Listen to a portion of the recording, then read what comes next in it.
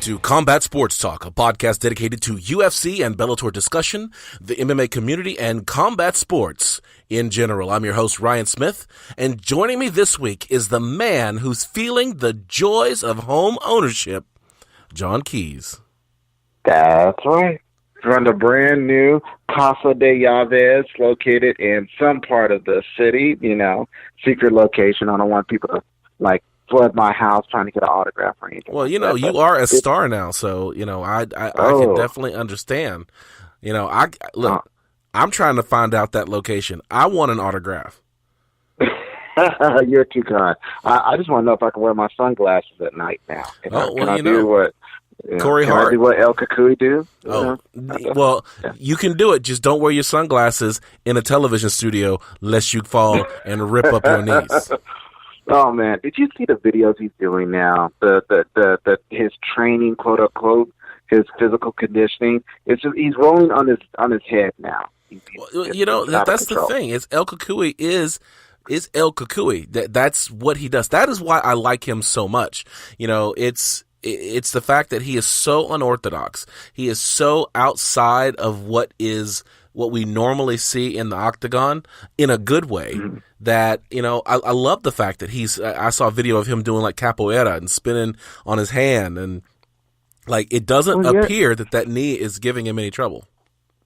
Well, that's a good thing. And I think that's the message he's trying to send out to them, that this knee is ready. Okay. So everybody best be prepared. But we will see what Mr. Ferguson has for us down the line. I'm ready.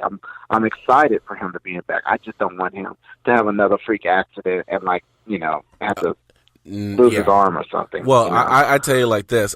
If I was Dana White, I would strap him into one of those dollies like Hannibal Lecter, put a mask on his face, and just wheel him around everywhere. Straight jacket on. Would that not be the best ring entrance ever? Okay. That would be awesome. Actually, both him and Khabib, they both need, they need people making sure they're going to make weight, people making sure, all of it. If that fight gets signed in the future, they need to insure the whole thing for like $100 million. Exactly. And better yet, not only insured, but force both fighters to go to the Performance Institute and stay there the entire training camp and until fight day. That's what I would do. Wrap them in bubble wrap. That's what they need to do. Both of them, both wrapped in bubble wrap. Indeed. All right. Well, the UFC returned to Calgary to make up for a previous week card that was decimated due to injury. This time, the UFC delivered MMA royalty in the form of strawweight queen, even though she don't have the championship belt, Joanna Jędrzejczyk, and the king of Brazil, Jose Aldo, and a rematch between Dustin Poirier and Eddie Alvarez. There is no way the Canadians were upset with the action on this card. But before we get too far down the road, let's look at all the results from Saturday night with the official decision. The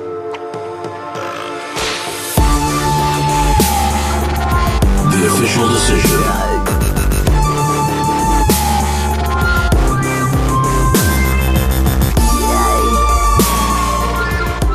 This is the official decision. This is where we look at the fights that mattered on Saturday night. UFC Fight Night, Alvarez versus Poirier 2, coming from Scotiabank Saddledome, Calgary, Alberta, Canada. There were 4 fights on the card because it was a UFC on Fox 30 card. And so I think it was great because they started off with a hometown hero, Olivier Aubin-Mercier, the Quebec kid, even though they were fighting in Calgary and, that's in 2 different provinces. Yeah.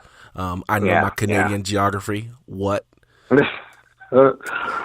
I'm just saying. Hey, you did it right. Hey, I brought it. So he was fighting Alexander the Great Hernandez. The fight was relatively close all the way through the end into the 3rd round. But Alexander, I think he definitely, took over in the 3rd round.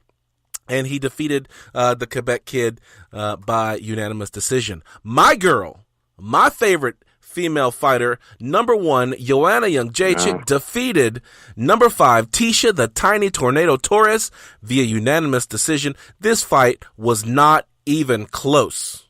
Not even close. You know what? I in my years of watching MMA, there's always you know, you see these fighters that come out and they talk that mess. And they talk that mess so well, and you're like, I wish this person would get knocked out. But then you get a JJ, okay? And JJ comes in, and she is her. You would think that, yes, she's talking mess. No, what she's done is she believes in herself so strongly that you got to like her. You've got to root for her to a level. And that's what I find myself doing. I'm not necessarily a fan of hers. I'm impressed with her ability. I'm impressed with her skills. But it's just like, I want to see her achieve. I want her to get back in that ring, and I want her to win. I want her that championship belt back so I can sit there and see somebody else try and knock it off of her. Yeah, well, the problem, JJ brings. The problem is that Joanna Jędrzejczyk is in that Uriah Faber position where the only person she cannot beat is the champion, is the current champion, Rose Thug, no hair, Namajunas. She's tried twice, failed twice, and Rose has no reason to fight her again. You know, that's the problem. But when you look at the rest of the strawweight division, Joanna Jędrzejczyk has dominant wins over everyone. I mean, she was saying it in the post-fight press conference. She's like, I guess I could fight Jessica Andrade again if y'all want to see that, but I already beat her twice. I think twice. No, it's Claudia Gadelha she beat twice. Yeah, I've already beat her in a dominant fashion. So do you really want me to fight her again? Do you want me to fight, Carla Esparza again? It's like, who do you want me to fight? There's no one left. So let's get this straight. There's Uriah Faber and Dominic Cruz. There's Daniel Cormier and John Jones. And now we have Joanna Jędrzejczyk and Rose Namajunas. Wow. There's people who, no matter, there's the champions, there's the number ones, and then there's everybody else. Yeah, I think that it's one of those rivalries. I think it's interesting. The challenge is that when you look at Daniel Cormier, he had other people he could fight. When you look at Uriah Faber, I mean, he had other people he could fight. The problem with Joanna Jędrzejczyk, there is no one left. I mean, she went against Tisha Torres. Number one, Tisha Torres, when they say tiny tornado, you should emphasize the tiny more than you do the tornado. Exactly. I mean, she was like, yeah. I mean, it was like Joanna Jędrzejczyk was Dorothy landing in Oz, and Tisha Torres was one of the Munchkin. Wow. Okay. You're making it sound like she came to the ring and somebody had her in their backpack, and they just pulled her out and just put her right in front of the rest so she can get patted down, man. Yeah, that's right. I joke about someone, but she's a little guy. So, yeah. Yeah, so it was a dominant fight. Joanna Jędrzejczyk was never in any danger. In the first round, Torres tried to grapple, kept it close in the first and second round. But as the fight went on, Joanna Jędrzejczyk just stretched out, used her reach, used her size, and it just became academic at that point. Let's move on. Number 2, Jose Aldo defeated number 4, Jeremy Lil Heathen Stevens via TKO in round 1. I have to play this for myself, so just bear with me.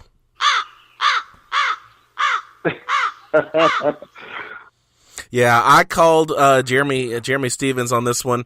I really thought that we had seen better days for Jose Aldo after the two big losses against Max Holloway. I didn't really think that Jose Aldo still had the killer instinct that we have known and come to know and love from him versus Jeremy Heathen, who's just been knocking folks out left and right. I thought this was going to be one of those, nature taking its course, a changing of the guard, but no.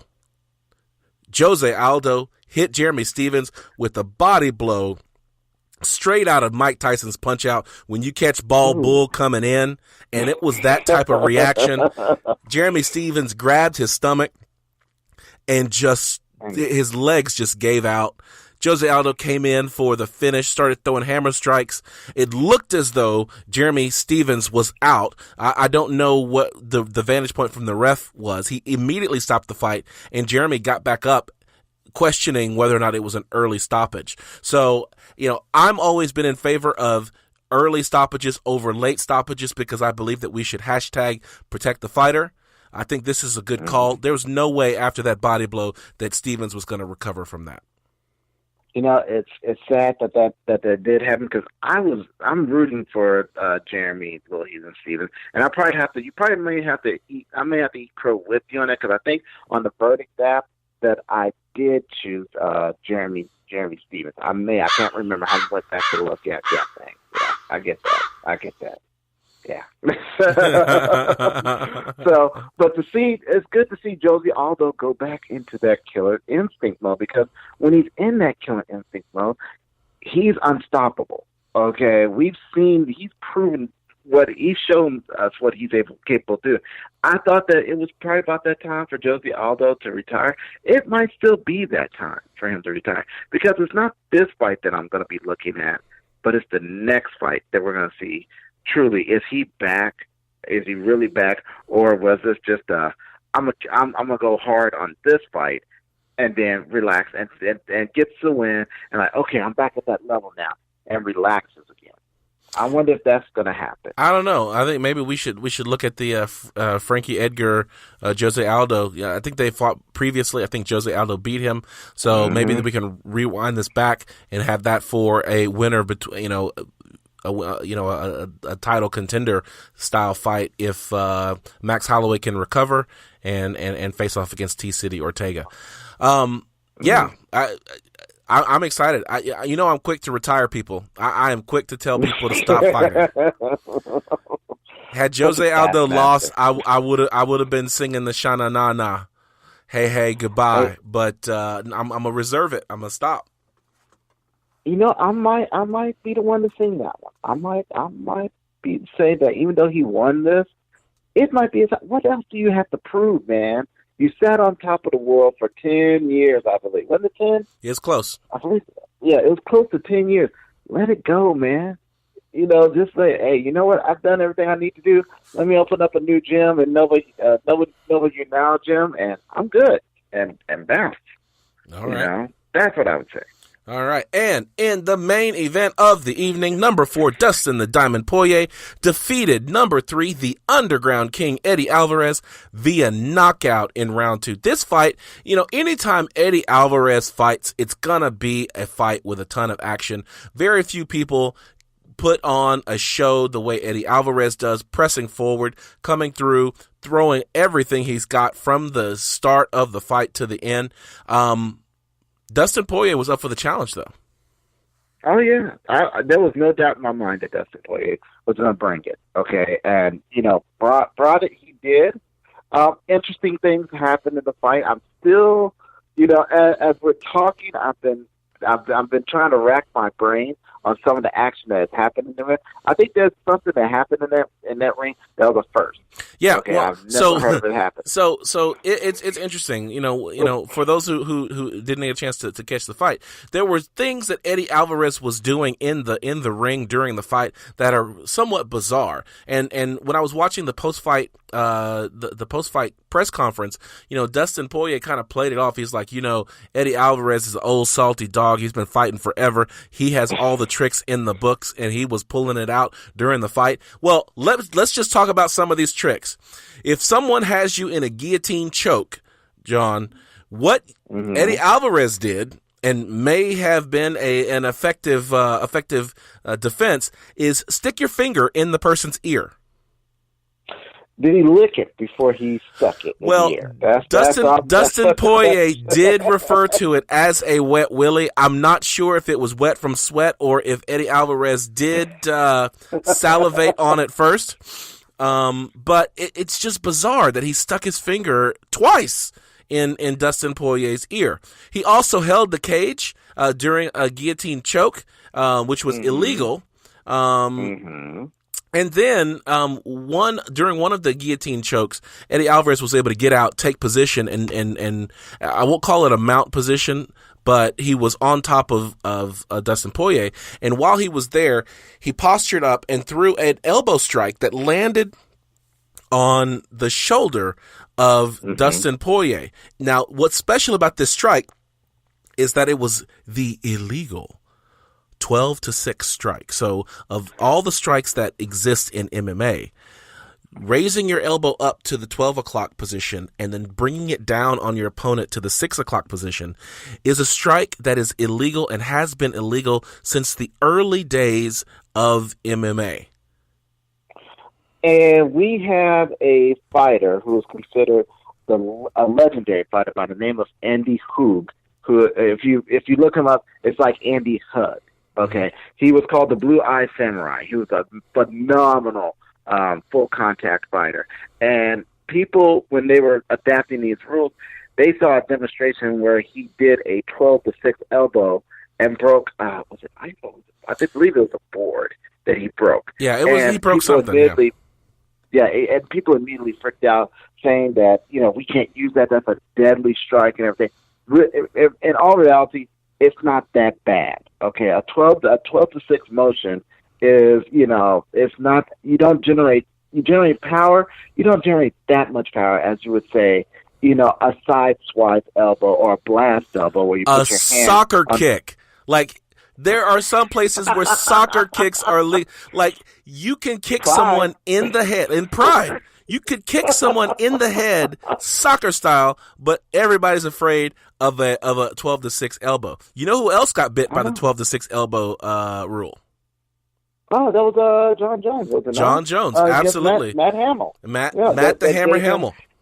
They gave him his dirty mark on his record. Yeah. That's right. The only loss John Jones officially has is a disqualification due to a 12-6 strike against Matt the Hammer Hamill. This took place a long time ago. So it's a rare thing because fighters know this. They know that this is an illegal strike. They know that they get in trouble for it. Yet Eddie Alvarez, during this fight, threw that strike, and referee Mark Goddard went over, broke up the action, and took away the position that Eddie Alvarez, which was a dominant position, took away that position, stood both the fighters up, and re-engaged the action, at which time Eddie Alvarez threw a lunging right cross, caught, and Dustin Poirier landed a knee right underneath that strike, and that started the end of the fight. Poirier landed 1, 2, 3 straight lefts, pushed Eddie Alvarez against the cage, and then went to work Rocky on hanging meat style, just bloodied up Eddie Alvarez, caught him with some Muay Thai knees to finish him off, an elbow which dropped him, and that was the end of the fight. It was a wild finish, and Dustin Poirier finally got his revenge. And what's interesting about this, John, is the fact that in their first fight, Poirier had Eddie Alvarez in the exact same position. Eddie Alvarez was rocked. He was trying to get away, and it looked as though Poirier was going to finish that fight, and then Poirier got caught. Ooh, karma. I saw that. Yeah, and so what ended up happening, he got Eddie Alvarez in the exact same position. He talked about there was flashbacks, and if you look, Eddie Alvarez, in all the damage he was taking, he takes one huge swing, and Poirier was ready for it this time. He ducks under it and continues the strikes, and that ended the fight. This was the last fight on Eddie Alvarez's contract. My question for you as we go on to the next segment is, what do you think's next for Eddie Alvarez? Do you think he gets re-signed in the UFC, or do you think Bellator is going to be able to try to steal him away from the largest promotion in the world? Well, I think the only way that Eddie stays is if he the fact that he lost, okay, that right there will knock him back from the rankings. He's not going to get the title shot that he thinks that he deserves. So he might end up in Bellator after all. All right. I could definitely see that happening. Okay. Well, let's close the book on this one and put it on the shelf because this card is history. Now let's go into one of my favorite segments, and this is Finding the Angles.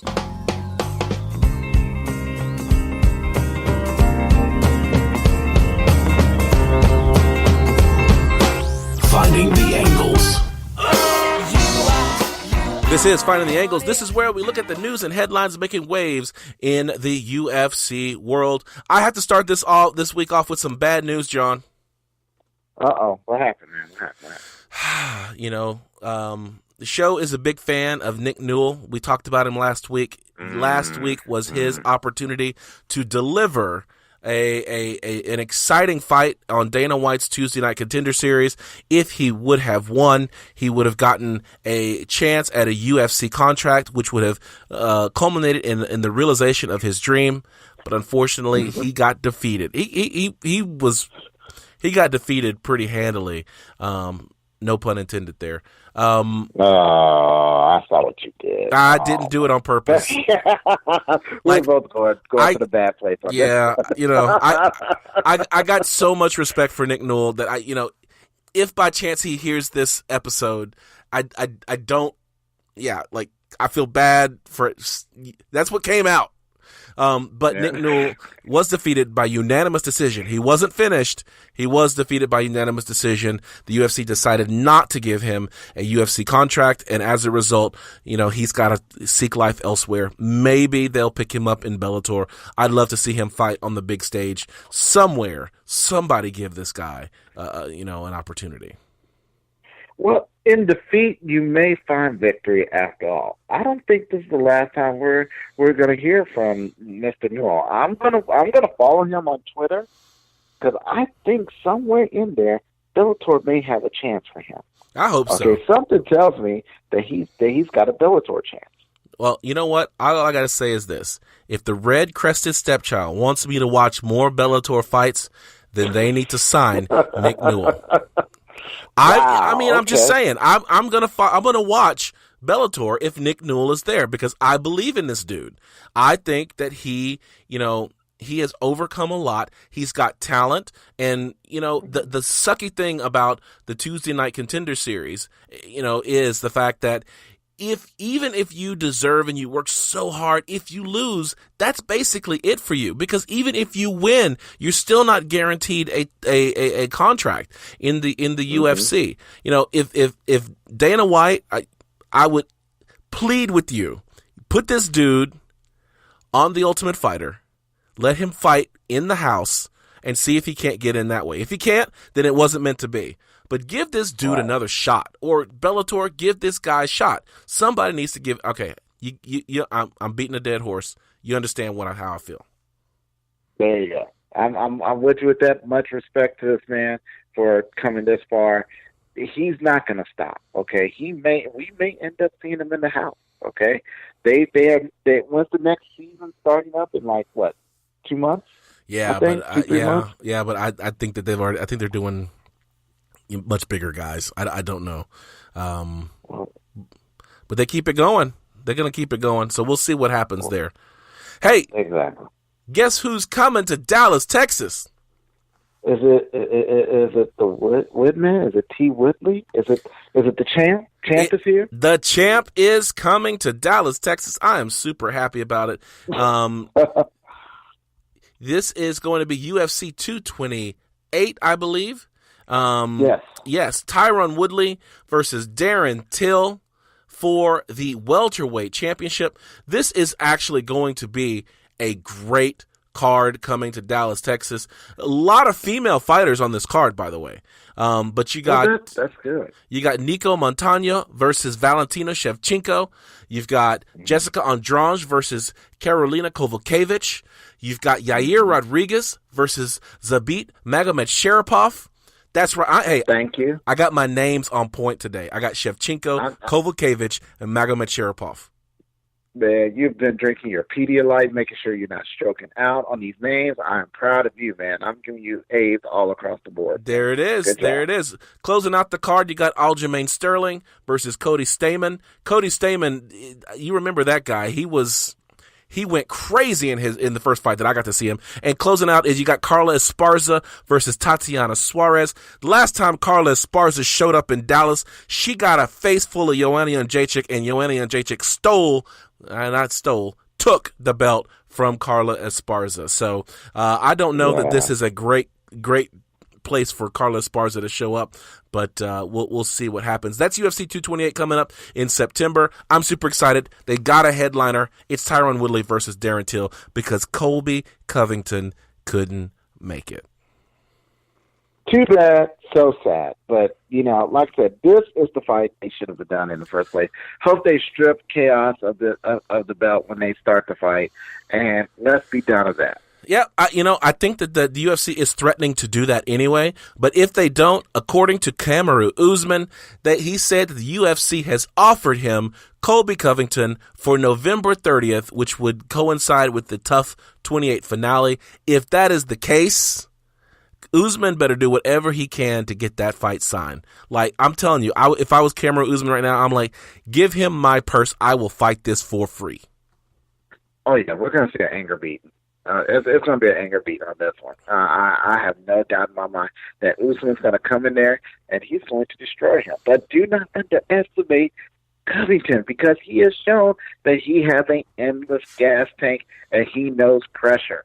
Okay, he knows Superman pressuring a coal into a diamond pressure. Okay, so this is going to be a good one. I mean, we're going to have some good fights coming into the fall. That's it. That's it. And all I got to say is this, though.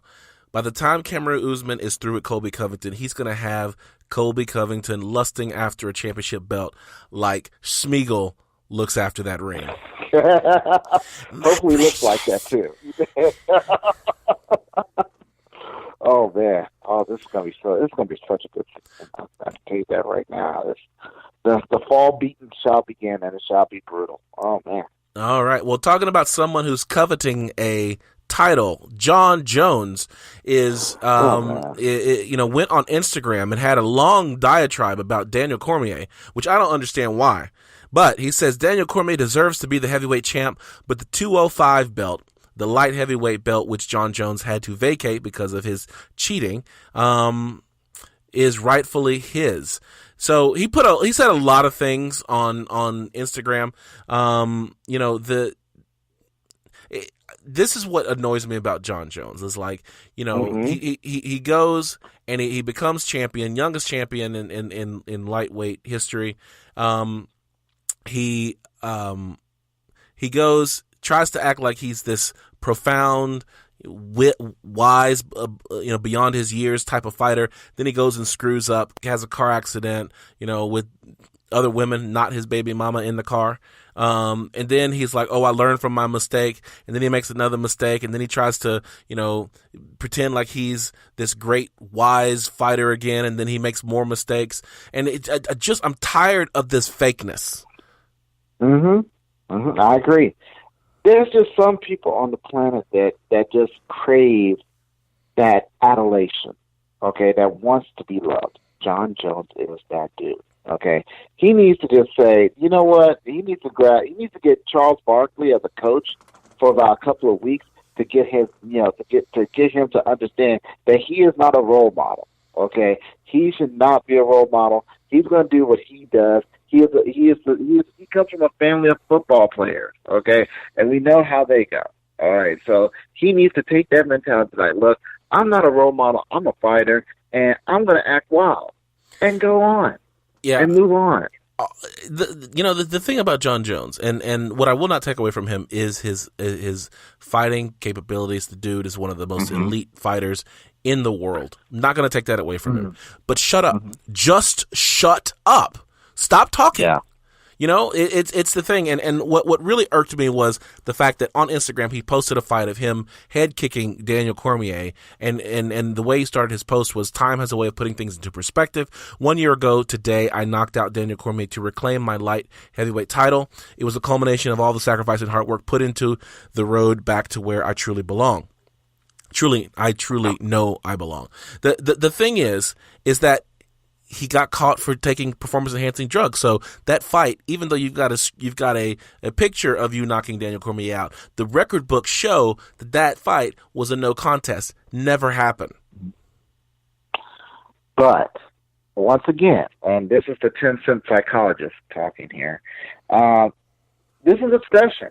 Okay, let's not take it out of perspective. This is obsession. That first paragraph is an obsession statement. Just like with Daniel Cormier, they'll both sit there and say, "Oh, we've moved on. We're gone. We're doing bigger, better, brighter, and more." But let it be said, be it in the ring, the gym, or the parking lot, they would fight each other again if one said, "Let's fight." Okay, there will be no stopping them. okay? Because they're both obsessed with each other. One is obsessed with the fact that he can't beat him, but in his mind he knows he can. And the other one, who is at the apex of fighting, who is the guy that, like you said, I cannot deny this man's fighting ability. He is the man that is forcing people to conform to him. He can't stop being on drugs, doing wild stuff, and just really not being a good guy. Okay, I don't need you to be the perfect fighter. I just need you to be the greatest fighter that you are. There it is.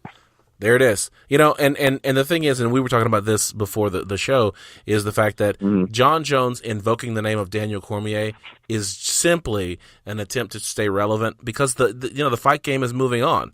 You know, now we're interested in what's going on with Tyron Woodley and Darren Till. You know, we now starting to talk about Khabib and Conor McGregor. Now we're starting to talk about, you know, it's like we haven't needed to talk about John Jones. Like the sport survived without him. And it, you know, and the fact is that if he don't watch out and he keeps getting suspended, we will realize that we don't need John Jones. And I hate that, because the sport needs a John Jones.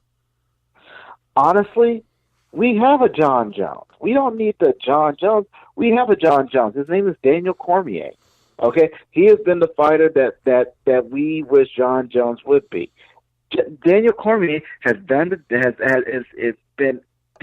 most elite fighter naturally that the UFC has ever seen. And people are not realizing that, because they see John Jones and he came into the UFC and started choking out and knocking out all the legends. He got his legend killer achievement. Daniel Cormier didn't do that. Okay, yes, he fought other legends, and he's been a legend killer, but he did it in Strikeforce first. And people don't seem to understand that Daniel is legit. He's a legit monster in that ring. And if you can get an advantage on him, God bless you. But the only advantage that John Jones ever had is that he had to be a juiced-up monster to take him down.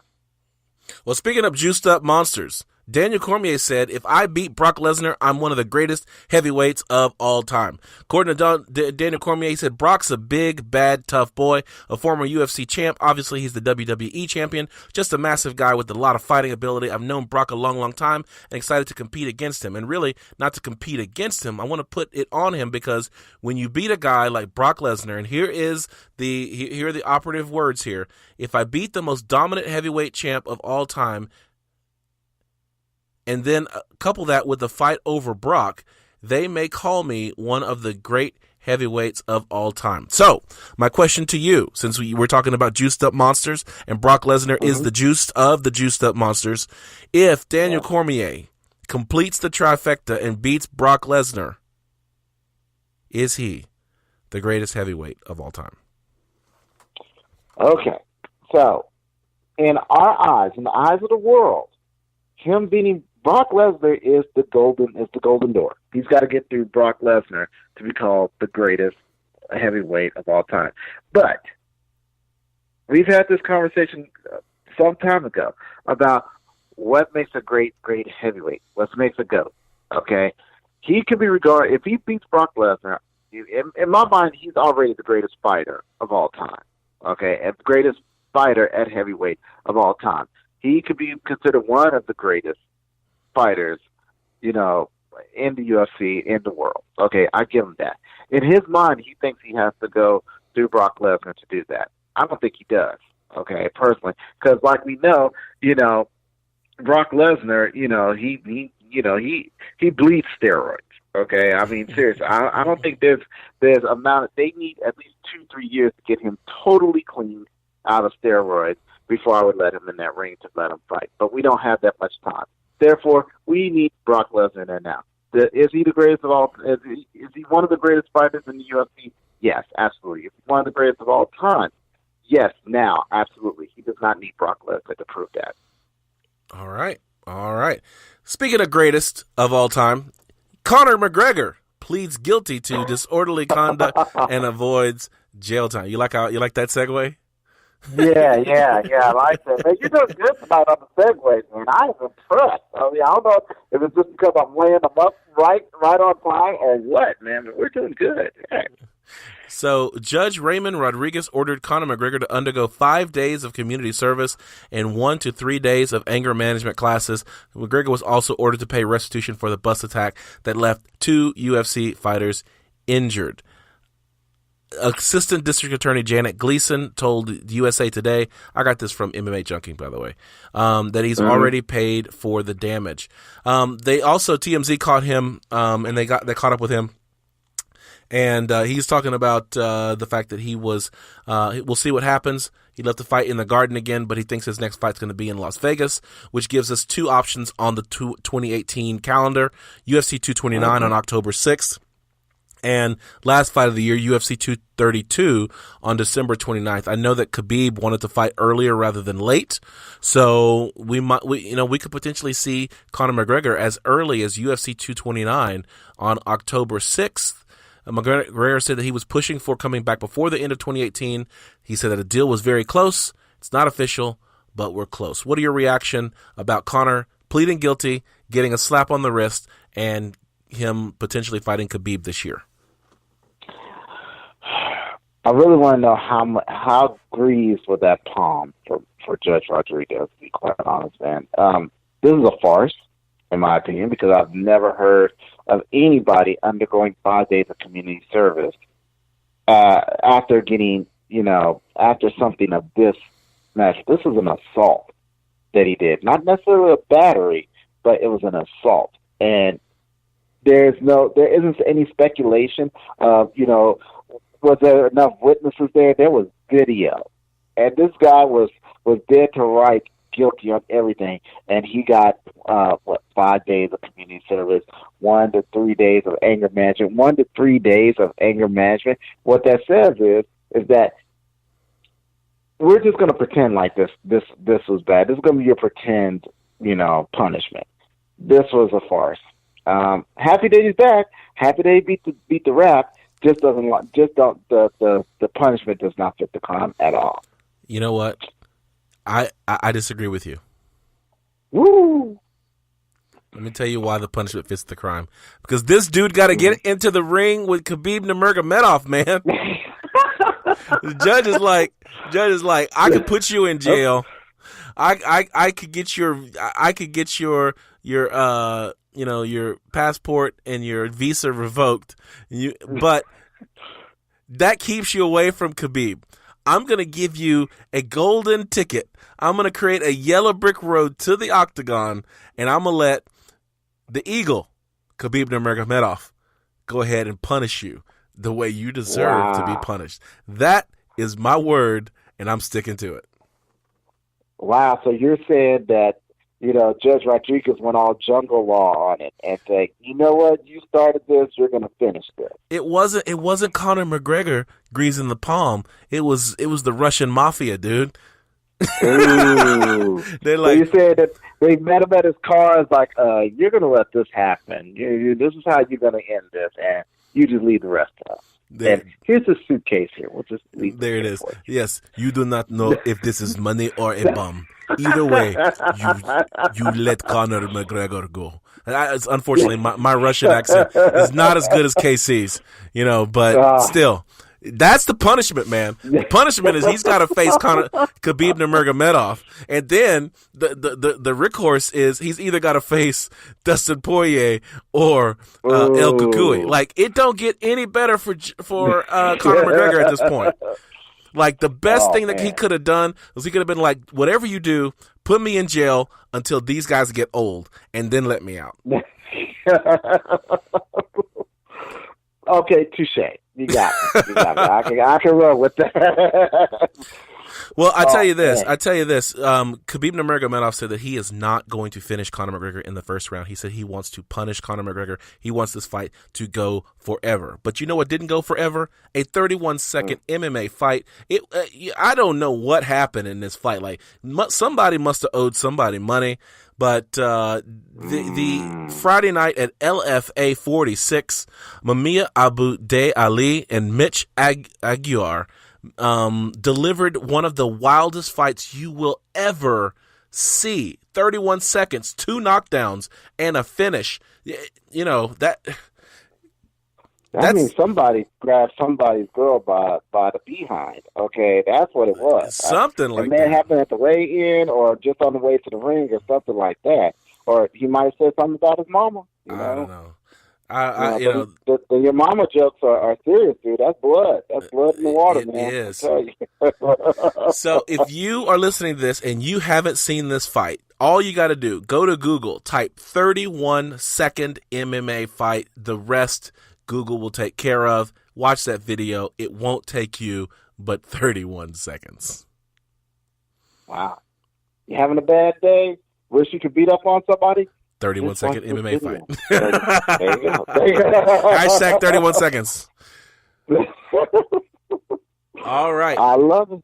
All right. Well, that is Finding the Angles. We got one segment left, and that is the fight card.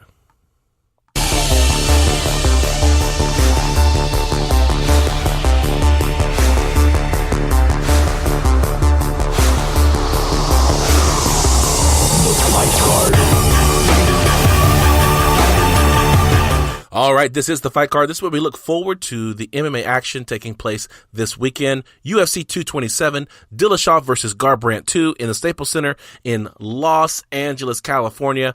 I'm excited about this because there are 2 championship fights on this card. One of them is my number 1 dude, but let's go through the action and we'll make some flash fight picks at the end, okay? All right, let's do it. All right, number 13, Thiago Marreta Santos. Marreta means sledgehammer. He's the guy that has the big Thor hammer tattooed on his chest. I think his last fight was against David Branch, and David Branch just dropped him like a sack of potatoes. Right. Versus Trailblazer Kevin Holland. A new fighter I have not seen before, Pollyanna Dama de Ferro, which means like woman of fire. Vienna versus J.J. Aldrich. If you look at these pictures, like Pollyanna... Hold on. I got to cut you off on that one. Ferro is iron, dude. Fierro is fire, but Ferro is iron. So she's the iron lady. Oh. The iron woman. My bad. Yeah, thank you for correcting me there. The woman of iron, the iron woman, the iron lady, she is facing off against J.J. Aldrich. When you look at their picture on UFC.com, one of them looks like a fighter, and the other one looks like somebody needs to have this played for him.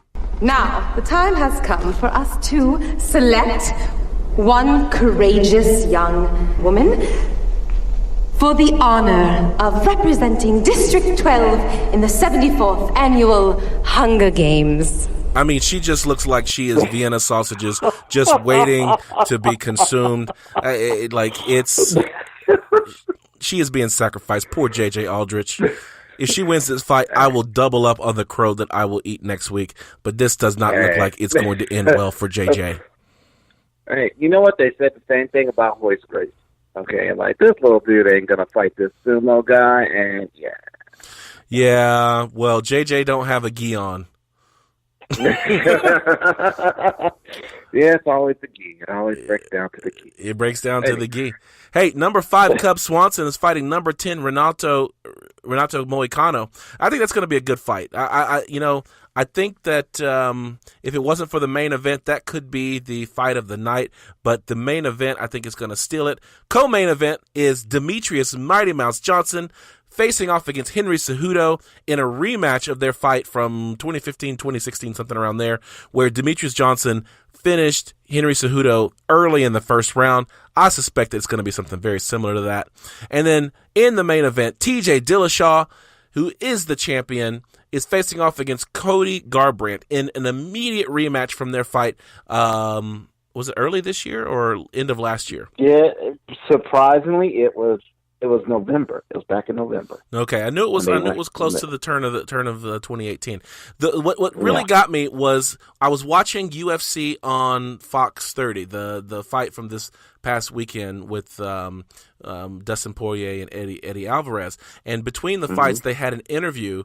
John Anik interviewed Cody Garbrandt and TJ Dillashaw. What made me even more excited for this fight was the fact that TJ Dillashaw called out Cody Garbrandt in this way. Check it out. You know, you got to feel kind of bad for Cody. He's fighting a rivalry that's not even his. You know, this was put on his shoulders. He's got all this pressure behind this team and this rivalry that was created by Uriah and the team behind him, you know. So, you know, the way he's handled it's been a little childish. And, you know, I was glad to put a stop to it the first time. And it's been a lot more enjoyable once you knock someone out, how they can't act tough anymore. I hear fear. That's all I heard. What? I heard I'm scared because this guy is going to knock me out. He knows, as far as I'm concerned, and I say this about TJ Dillashaw, and Dillashaw, if you hear me, understand the words that are coming out of my mouth. You know nothing of loyalty, okay? Cody is a loyal warrior, okay? And the more crap you talk, especially saying that this rivalry that isn't even his, he is down for Alpha Male. Alpha Male is a wolf pack of killers, okay? And if you mess with one, you mess with all of them, okay? That's the type of loyalty that Cody is bringing to the ring. Dillashaw didn't understand that. That's why he doesn't understand the whooping that's about to happen to him, okay? But Cody will bring it, and we'll see. All right. See. Let's go ahead and make our flash fight picks. I'm going to go with number 5 Cub Swanson versus number 10 Renato Moicano.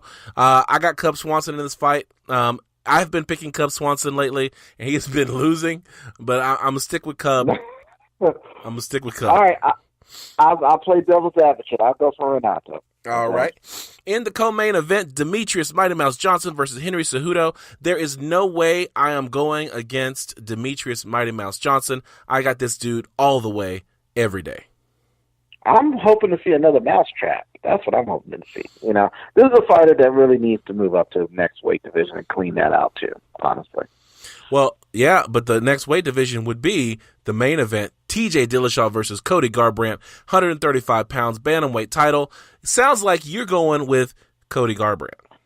Man, no love on this one, man. No love. I'm going with TJ Dillashaw. TJ Dillashaw, yes, absolutely. TJ Dillashaw. I hope you're on the show next week because somebody's going to be eating the caw-caw. Man, I'm down for that, man. Okay, if I have to eat that cock, I will eat that crow. I will slather it up with some mayonnaise and some pickles. Okay. All right. You better watch out. I might actually have those sound effects. I can't believe it. Yeah. Cannot believe you want to take Dillashaw. TJ got caught. Man. TJ got caught last time. Got saved by the bell. Cody Garbrandt is just as exposed, man. Like, this is a great fight because both of them have knockout power. Both of them want to win by knockout. So there's going to be a lot of people. I mean, they're going to be putting themselves in harm's way. It's going to be an exciting fight. But I think TJ Dillashaw, you know, having Bang Ludwig in his corner, that guy, have you ever heard him talk about fighting? Like, this guy is not, he's a scientist. This guy is a scientist when it comes to fighting. I'm glad you brought that up. Okay, here's a little tidbit for you, a little history tidbit. He was one of the first guys to do on American TV a American kickboxing match versus Muay Thai match, and it's there that we saw the clinic of the leg kick of the lower leg kicks. Okay, the Muay Thai fighter put a leg kick clinic on him so bad that they had to carry him out the ring. He was actually stretchered out. Okay, he came back 6 months later preaching the word of the leg kick. Okay, well, just you know that's look, that's how you become a believer. You know, you see it up close. You know, the Holy Spirit touches you. You're gonna be praising Jesus. So believe me, he was touched that time. So there you go. You know that. So I think it's gonna be a great fight. I'm looking forward to it. That is our show. Follow us on social media. On Twitter, I'm at CST Ryan. And I'm at Keys to Victory, and that's Keys with an ES. All right. You can check out our website at www.combatsportstalk.com. You can find us on iTunes, SoundCloud, Facebook, and Instagram. We now have merchandise on Amazon. Search for Combat Sports Talk. And we've added a new section on the website for live events. I'm kind of excited because we'll be going back to Austin Avenue, and hopefully I get a chance to catch up with Mr. George Stallworth. We mentioned Instagram. Do you want to give us your Instagram? My Instagram, same thing. Keys to Victory. Yeah, I'm gonna try my best to start posting history of MMA and UFC, so everybody can get a glimpse of what it used to be like. All right, and I am at CST Ryan on Twitter and at Combat Sports Talk on Instagram. KC is at Push Pull Pray. At Obfuscated. If you can figure out how to spell that, you will be lucky. You have anything else for us before we go? I was looking through my old Facebook feed, and I saw a video a documentary on UFC 1 and how they, did it back in the day. It's a really good watch. I think it's like a 15-minute video. Once I put it up, I implore everybody, watch it, just to see how truly violent and what the true mission statement for the Ultimate Fighting Championship was. That's great. That's a great plug. I was there in the 90s to watch UFC 1. I could not handle UFC 1, so I ended up not watching UFC again until 2006, where David the Crow Loazu was handling his business in the ring, and that's what brought me back. Really? So really? Yeah. Wow. You missed out on some good stuff, man. Yeah, and we're coming up on the 25th anniversary of the UFC. It's taking place on a card in Denver. So we'll be getting ready to celebrate that for the UFC coming up very, very soon. All right, let's get out of here. Our theme music is composed by Scott McCurry at scottdeancountry.com. KC Onyebuchi produced our lead-ins. I want to thank you for joining us for another edition of Combat Sports Talk. For John Keys, I'm Ryan Smith, reminding you to keep your hands up, your chin tucked, and throw bombs.